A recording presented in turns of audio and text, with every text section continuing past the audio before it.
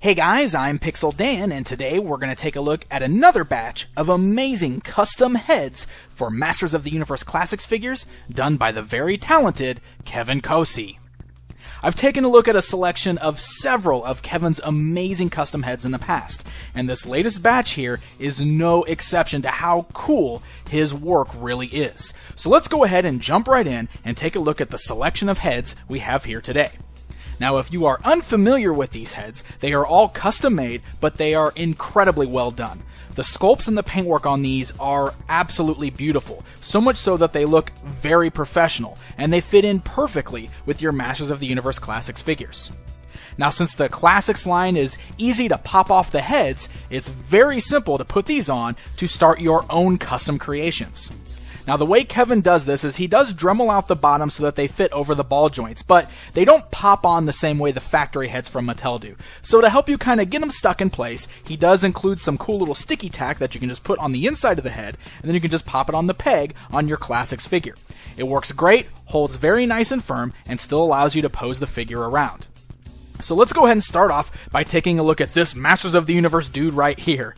Basically, this is just a cool generic unhelmeted head for any of your characters that wear a helmet. It also works great for any just generic customs that you want to make. It's a wonderful sculpt with a great paint job, very great skin tones there, great eyes, looks very professional, and like I said, works perfect for any of those characters who wear a helmet who we've never seen their face before. Kevin does a slew of amazing original characters, so let's take a look at some more of those. Next up, let's take a look at this amazing head of Karak Newell, who is Scareglow before he transformed into the Scareglow we all know and love. Now, this particular head was a joint effort between Rock Vivian and Kevin Kosse. The head was created by both of them and, of course, sculpted by Kevin, and this is a great portrayal of this character before he turned into the skeletal Scareglow. Of course, you can use this to create your own human form of Scareglow if you want to, and as a bonus, this head even came with a cool mini-comic that told a story of Karak Newell before he was Scareglow. Very nice done, great artwork inside, and it's a very professional-feeling mini-comic, so it's a really cool head to add to your collection. Next up, let's take a look at Brawler. This is a very cool character that is, of course, the same species as Clawful, but you can see he's got a very mean look to him. He's got these tusk-like horns coming out of the sides of his mouth, as well as another horn on his chin there. Works perfect on the Clawful buck, and work great as kind of like a trooper for Clawful, or just another character that's from the same race. Next up, we have Scola Puss, a very cool looking head. As you can see, it's a very skull-like head that has these very cool octopus-like tentacles hanging from the mouth area. It's done in a cool red color, and it would work great on characters like the Clawful body, or of course you can just make your own body to go with it. Of course, this is just a way to make your own custom character, and it's a great starting point for doing that, as this is just a beautiful head sculpt. Then we have the Optic Enforcer. Basically what we have here is an eyeball head just like Optic from New Adventures wearing a Cosmic Enforcer-like helmet. So that way you can make it as if one of the characters from the same race as Optic is maybe a Cosmic Enforcer, or hey, I don't know, maybe Optic became a Cosmic Enforcer himself. You can use this on the Optic body, you can mix and mash parts from some of the Zodak armor and such to make him look more like a Cosmic Warrior. Either way, it's a very cool looking head and a great concept.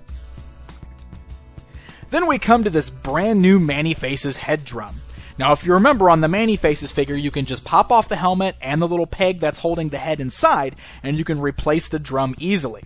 What Kevin has given us here is a cool little head that's got a Skeletor face, an Orko face, and a Beastman face. And it spins perfectly when plugged into the Man-E-Faces head, so it operates perfect just like a Man-E-Faces normal head would, and gives you the option of displaying your Man-E-Faces with these three very familiar faces. Then we come to Kevin's vision of Force Captain Adora. When she was working for the evil Horde, she was probably a little more evil, so I really like what Kevin has done here by giving her kind of those evil, almost possessed-looking eyes, and I love that her hair is pulled back in a ponytail and kind of swooped to one side over her shoulder. It's a beautiful face sculpt, still looks very much like Adora, but gives her a much more evil tone for when she was working with the Horde. Speaking of the Horde, these are incredibly cool. Kevin has given us some alternate heads for the brand new Horde troopers, so that way we can beef up our Horde army.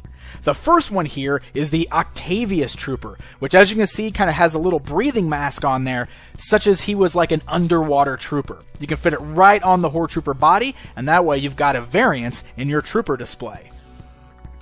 Another incredible Horde Trooper head is the Invasion Trooper, which is based on the way the Horde Troopers looked in the Secret of the Sword animated movie when Hordak was invading Eternia to kidnap baby Adora. So it's really cool having this version of the Horde Trooper to now display on our shelf. And again, it just gives you more variance into displaying your troopers with Hordak. And then we come to probably my favorite of Kevin's most recent creations. This is a Filmation Mantenna mouth. One of the big differences between Mantenna's toy form and his cartoon appearance was that his mouth was much different. It was much more horrific looking on the toy and much goofier and happier, of course, for the Filmation cartoon. And since the figure already has an interchangeable mouth, this just makes perfect sense. You can use a little bit of sticky tack if you need to put it on the back of the mouth, and it does have the same two little pegs that's seen on the Mattel mouth. So you can pop that one off, put this one on in its place, it fits nice and snug, the color matches perfectly, and bam! You've got yourself a grinning Filmation Mantenna. This is so perfect, it almost makes you wonder why Mattel didn't do this.